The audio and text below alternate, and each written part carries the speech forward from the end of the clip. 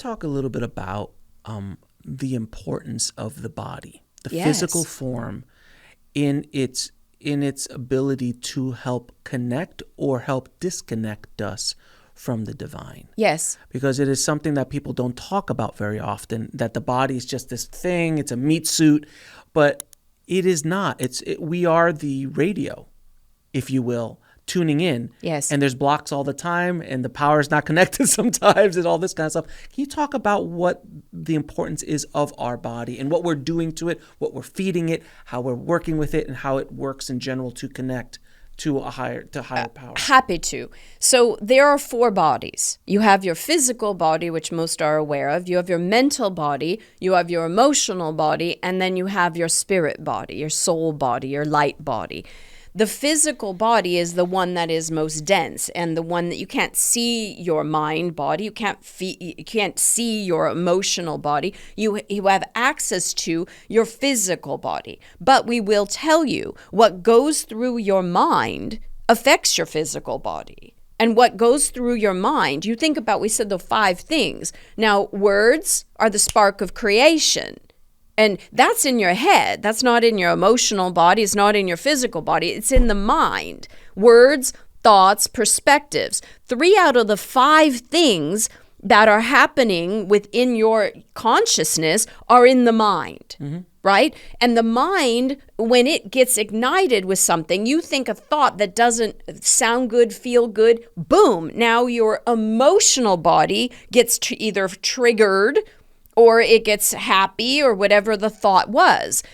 Let's all practice this. Let's like Dick and Jane kindergarten type of thing. Say to yourselves, nothing ever works out for me. Nothing ever works out for me. Ooh, you can feel it. Yeah. Right? Instantaneously. You can feel it. Yeah, well, let's get rid of that. Everything always works out for me. Everything always comes out aces for me. And it's a completely different energy. It is. Yeah. So the mind thought it, the emotions got ignited, and then the body had biochemical reactions. The limbic system shrunk, and the nervous system closed down from the first. But from the second, from when you said things always work out for me, right? And who's in the 20s? Everything always works out in aces for me? Yes. You were making fun of Christy with her put up your dukes. We're going to have to tell her that to give you that back, because that was coming up aces, baby. aces. That's right. Right? 20s, yeah. Very 20s vibe. Yes. Okay, so note to self, remind Christy of that so she could give it back to Alex.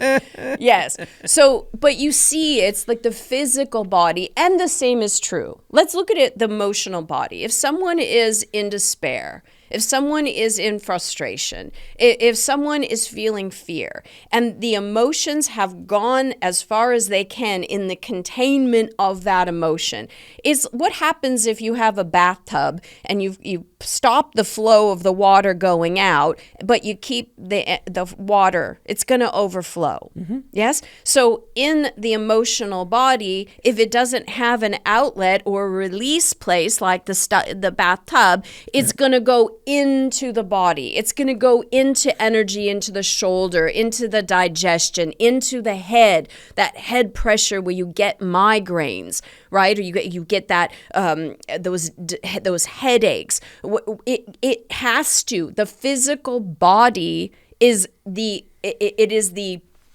container of all that the mental and the emotional body manifest. So physical body is the manifester. Now, here's the good news. If you start feeding your mind with positive thoughts, and a lot of times it's hard to start there with the mind. You need to go into the emotions and clear out those old emotions. We feel compelled to say this too. We're going to bring up a story from Christy. When Christy was 7th and 8th grade, she really felt this need to connect with other kids. And so she wanted to be a part of a team. And so she would leave the house and say, I'm going to go try out for cheerleading today. And her mom would say to her, now don't be disappointed if you don't get it. right? And then when she comes back home and days later when they announce the cheerleaders and she wasn't on that list, her mom would say, well, life is full of disappointments. So this happened. Softball, track, tennis, she tried basketball. She's like 5-0. And, and she hated running. And so she would try out for all these things. And every time the slap on the back would be, don't be disappointed. That's the tape. Don't be disappointed. Don't be disappointed. Don't be disappointed. And then on the other end, well, life's full of disappointments. So you're telling me to not feel life. Mm-hmm. Because you're telling me that this key on the piano is a no-no, don't feel that, but yet life is full of it.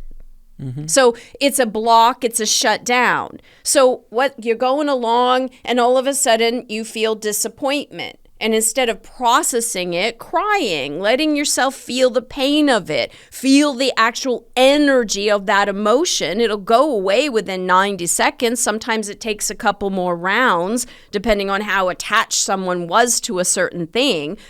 But you feel the emotion, and then you have access to the flow of that compassion. You have access to the flow of the next thing that gets you eager and excited for life, right?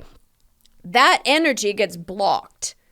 And energy, like a caged animal, it doesn't go anywhere. It just gets bigger and bigger and bigger, and it creates more of an energetic vortex, which then draws things to it because that's the signal that's coming out. So your mind might be saying, all things work out for me, but this emotion down here is saying, don't be disappointed. I'm disappointed. I'm disappointed. And now you're like a beacon of more things that disappoint you.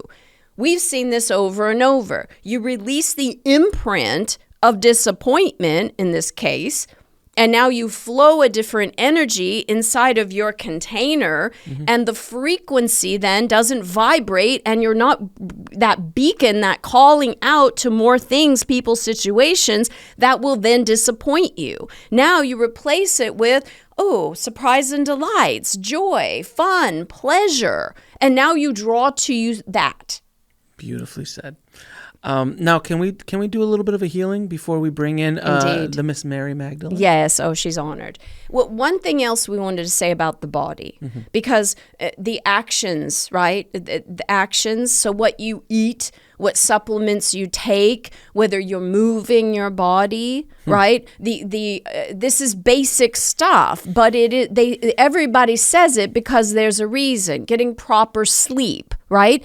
All of those actions, they have created momentum from the words, from the thoughts, from the feelings, from the perspectives, and then the action. So if someone is feeling self-love and accepting themselves, they're going to want to eat well. If someone is in the space of focusing on their well-being, they're going to want to move their bodies and sleep well and take supplements.